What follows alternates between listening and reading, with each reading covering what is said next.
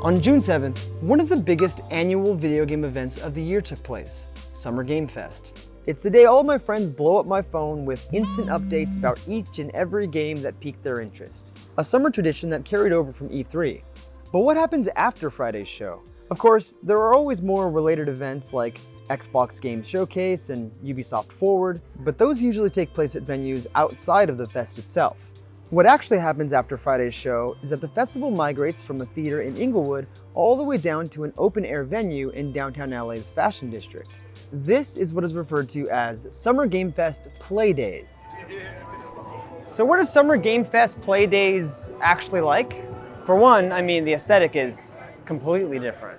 As opposed to the hyped-up Game Awards-looking press conference that took place on Friday, the festival itself is quite understated on first glance, with an urban, back-alley type feel, an aesthetic that blends perfectly well with the downtown area that surrounds it.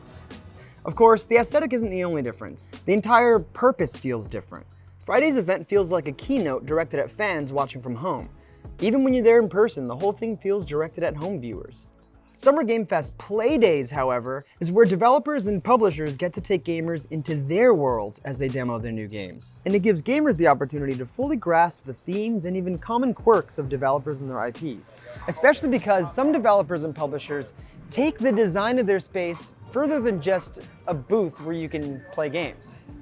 Devolver, for example, as usual, went all out this year and created a space that not only serves as a lounge, but a bar, a site to try out very soon to come games like Angerfoot and the new Cult of the Lamb Unholy Alliance DLC, and of course, a place for those with an appointment to try out more low-key, under wraps content.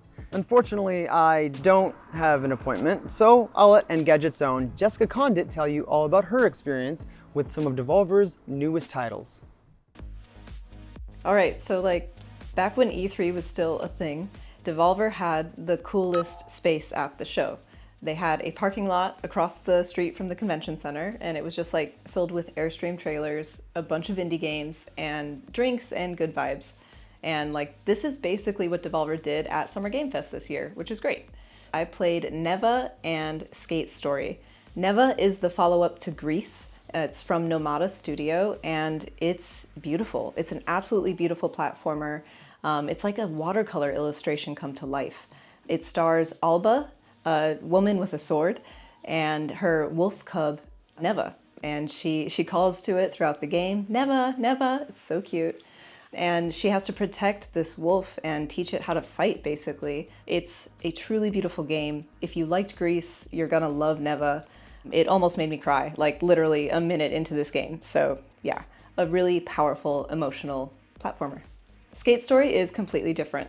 So Skate Story comes from Sam Ng, and it's a skateboarding action game where you are a glass demon trapped in hell trying to escape with your sweet tricks. I know a lot of people have been really stoked on this game just from seeing the trailers coming out, and I am here to say that it plays as smoothly as the trailers look. It's really, really cool. There are some simple inputs to do tricks, and they get more complicated as the game goes, I've been told. I need some more practice, and I'm really looking forward to it. I want to take this game home. I want to have a few hours, maybe a few edibles, and just go. So Skate Story looks great. Really digging it. Thanks.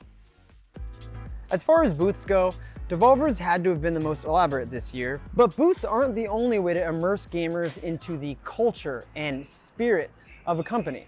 For example, here at the food trucks, Sega Atlas is providing gamers with free desserts to anybody who has an admission to Summer Game Fest. And it literally does not get any more authentic than these old, scuffed Sonic the Hedgehog popsicles that you remember from your childhood. And they are just as scuffed as you remember them. Fortunately, Sega Atlas is providing much more than just snacks this year.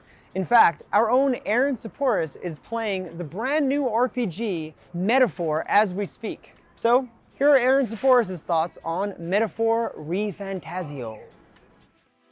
Metaphor ReFantazio is the new game by the guy that made Personas 3, 4, and 5. I am a huge fan of those games, and I basically came to Summer Game Fest just to play this game. I think Jess and Matt probably had it handled, but I barged my way in. So this is a big fantasy JRPG.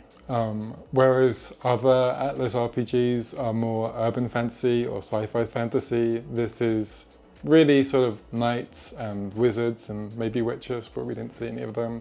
You'll be playing as a traveling boy, you're trying to unite the land by doing quests and crawling through dungeons and fighting these huge bosses. I was a little bit nervous coming into Summer Game Fest. I adore the Persona series. It's probably, along with Fire Emblem, my sort of top game series of all time.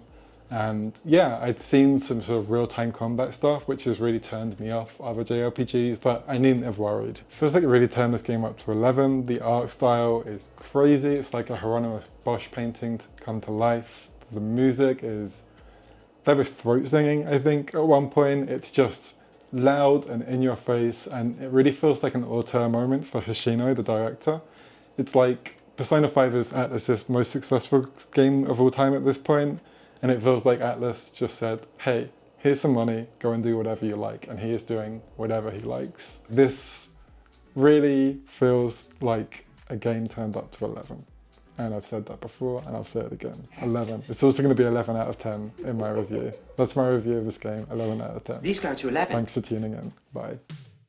Now, while a few companies did have their own isolated booths in order to showcase their games, the Summer Game Fest Playdays HQ is the central hub in which multiple developers got to showcase and demo their games in a much more open environment. It also gives an opportunity to people like me who didn't have an appointment to glance over the shoulders of my more important peers as they play all the games that I wish that I could play.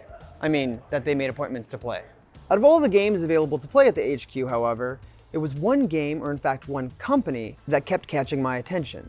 Blumhouse. If you didn't catch the keynote on Friday, Blumhouse, yes, that Blumhouse, the horror film Blumhouse, is now getting into the gaming scene and launching Blumhouse Games. Not sure how they came up with that title, but I like it. It's subtle. Blumhouse announced that they are already working on 6 titles at the moment, and one of them, Fear the Spotlight, is actually available to play here today. And I had the pleasure of watching Jess play. So here are Jessica Condit's thoughts on Fear the Spotlight. Amy? Are you okay? Blumhouse is making video games. So yeah, I love horror movies, and Blumhouse is a huge name in indie horror, and now they're doing indie horror video games, and their first one is Fear the Spotlight. So this comes from developer Cozy Game Pals. It's a husband and wife team out of LA, and Fear the Spotlight is a PS1 era style horror game, and it stars these 2 girls. They're in their high school, they've broken in after dark, and they're gonna mess around with a Ouija board in the library to try to contact the spirits of some kids that died in a fire in the 90s. So yeah, great premise, and it looks really cool. There's a filter over the whole thing. It looks very old school, and still, the audio is really crisp. The animations are really smooth. You know, it plays like a modern game. It sounds like a modern game, but it looks really retro. And it suits the whole style of everything that's coming at us. Fear the Spotlight is just the first thing that Blumhouse is rolling out in terms of video games, but they have a whole slate already announced. There's 6 games on the list, and a lot of them look really cool. Blumhouse is following in the steps of studios like Annapurna that made the switch from indie film to indie games, and they have some spookiness going on there too. Blumhouse, I think, saw the market and went for it, and I love that. And just like that, another Summer Game Fest in the books. Do you agree with me that Summer Game Fest, the live stream, is vastly different than Summer Game Fest Playdays?